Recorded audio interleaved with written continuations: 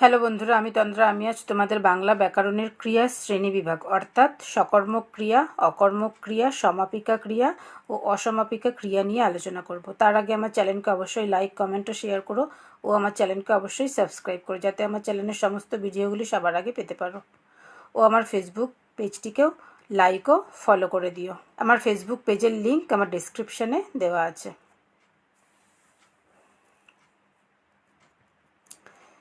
দেখো, একের দাগে কি লিখেছি, ক্রিয়াপদ কাকে বলে, কয় প্রকার ও কি কি।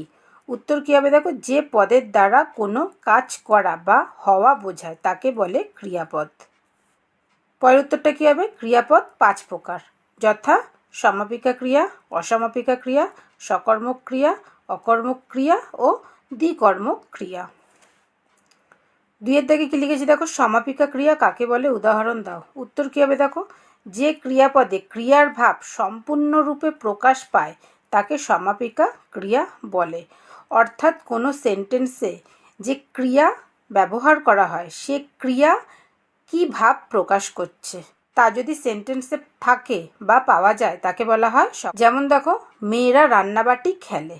এখানে দেখো, খেলে হচ্ছে ক্রিয়া, ক্রিয়ার সম্পূর্ণ ভাব এখানে অর্থাৎ সেন্টেন্সে প্রকাশিত হচ্ছে। অর্থাৎ মেয়েরা কি খেলছে, রান্নাবাটি খেলছে, বা কারা খেলছে, তখন হবে মেয়েরা।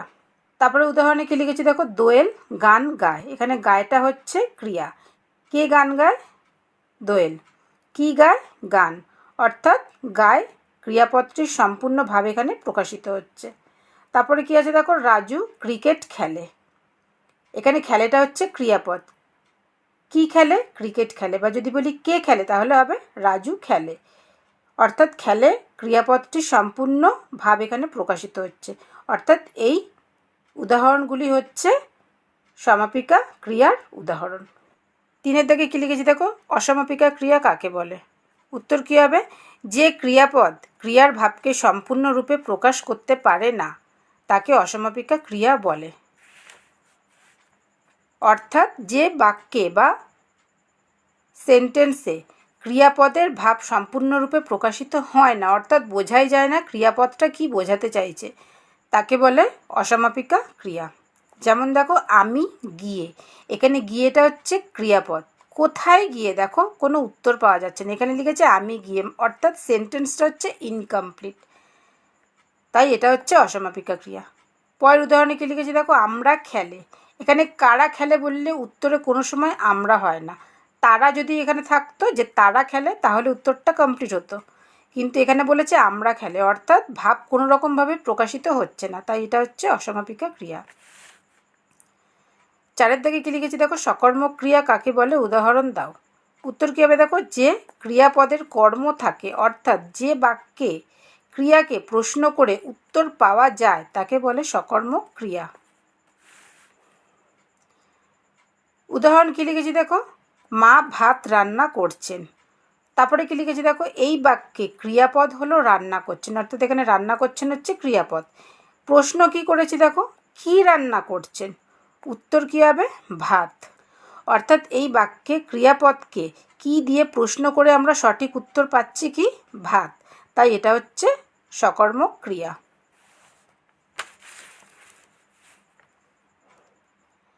একইভাবে পরের উদাহরণটা কি লিখেছি দেখো, সোমা চিঠি লিখছে।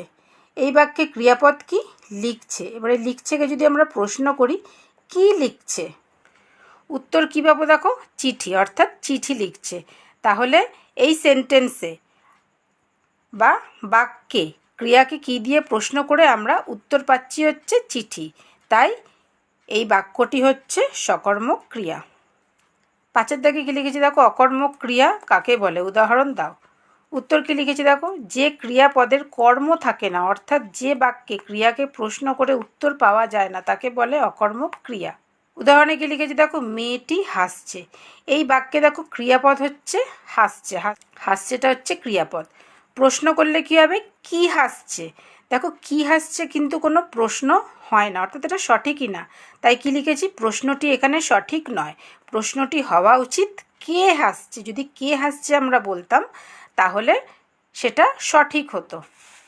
তাহলে উত্তর কী হবে? উত্তর হচ্ছে মেয়েটি। এখানে মেয়েটি কর্ম নয়, মেয়েটি হচ্ছে কর্তা। অর্থাৎ আমরা কর্তা মানে কি জানি? কোনো সেন্টেন্সে যে কাজটি করছে তাকে বলা হয় কর্তা।